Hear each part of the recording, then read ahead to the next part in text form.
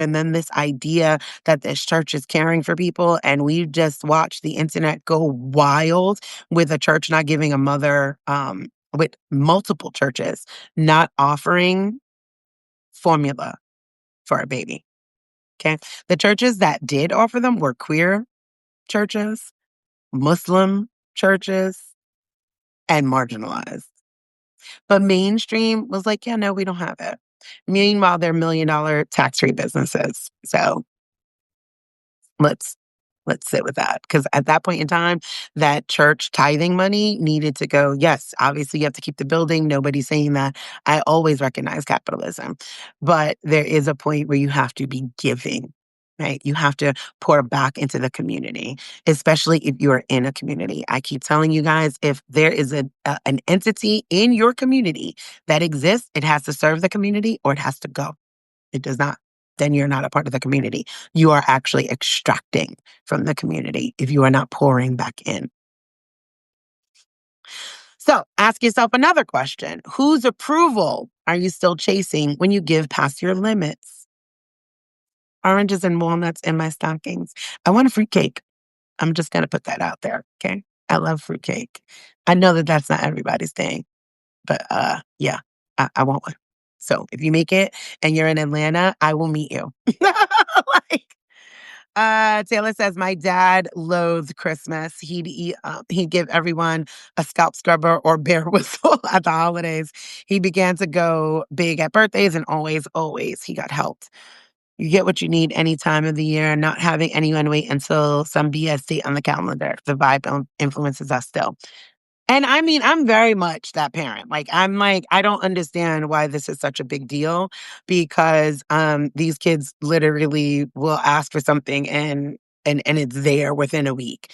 Um, so it's really just not that big of a deal, right? Like, I tried this year to move more into, let's say, some really big things, like Morgan has been talking about those damn Labubus.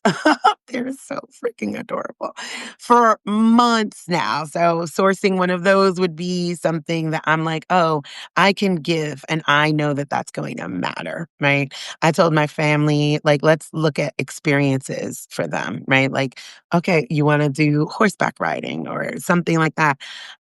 Some lessons, things that they can remember and truthfully embody, an entire thing, things that we could do collectively. My sister's going to come down here. We'll probably go somewhere and enjoy some hot cocoa and maybe a sleigh ride if we could find a place. Those sorts of things are also giving, right? Like, we have to disconnect the idea that it must be a gift there in this tangible sort of way, and start shifting those ways of being. Deirdre said, we're making rum cake here. Oh, but we're in Florida. Will it ship, Deirdre? That is the question. And I will cover shipping. Tiffany says, my dad is super hard to buy for us, so we are doing an experience for him this year. Right. And then that makes it happy, because who the hell does not want to give with that joy? Good morning, Ingrid. Right? Who does not want to turn around and see somebody like, oh, wow, they really enjoyed this? That's beautiful. That fills you back up as well. So I'm not going to go kill myself for somebody that doesn't really enjoy gifts if we could do an experience. Oh, good morning. Thank you. And you're welcome. Third reflection that I asked, what changes when you let your body, right? We are getting into the body. When you have those sensations, what changes when you let your body, not your conditioning, tell the truth about your capacity? What do I have? Let me tell you. Deciding to not go home was sad, right? Like, I was like, but tickets for Christmas Day were like $50, and after that was like $200. And everybody was trying to do what they needed to do for their family. And I was like, yeah, I don't want to fly in, drive here, do that, come the next day. I don't want to do that. That is not a resounding yes in my body. That does not feel good. And I want all of us to have an amazing holiday, and we could see each other anytime as much as we enjoy being together on Christmas. And then this was the first Christmas I really felt like, after my separation, like, I'm really enjoying this. The house is decorated, the tree's been up since Thanksgiving. So I really wanted to pay attention to what was going on. And for me, when I made that choice, I was like, this feels yummy. This feels this feels good. And I got my new curtains and I got a seating bench for the cottage and I got some things that I wanted in my home, right? I bought some shingles for the roof, the leaky roof. Um, things that I needed, right? That I wanted felt really, really good to me.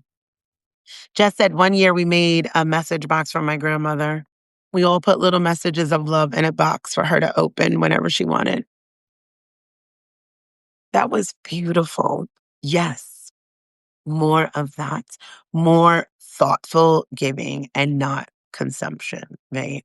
Like that is a beautiful memory for you guys. That's one for her. So it's a gift on top of that that just keeps giving all year long, right? She's going to open that. She's going to sit down and remember her grandkids thinking this. You guys are going to know that you poured into your grandma. It's a beautiful thing. Laura says, "I will prevent an ulcer." Yeah, because 'cause I'm not stressing myself out. I'm just not doing it. I'm just not there, friends. I am not. We are going to do the things. Jess says, "I still have the box now that she's passed." Oh, I'm sorry. I wasn't aware that she has passed, and you still open it. I wanna cry. That is beautiful. Even more so, right? So now it's a legacy gift, like these thoughts. So sitting down, opening it, thinking about those times, thinking that she knew that in her time here and beyond is beautiful. Taylor says, "My son in law tells extended family to give time, especially to their kids, visit, play, meet at a game, crickets, more inclined to drop ship."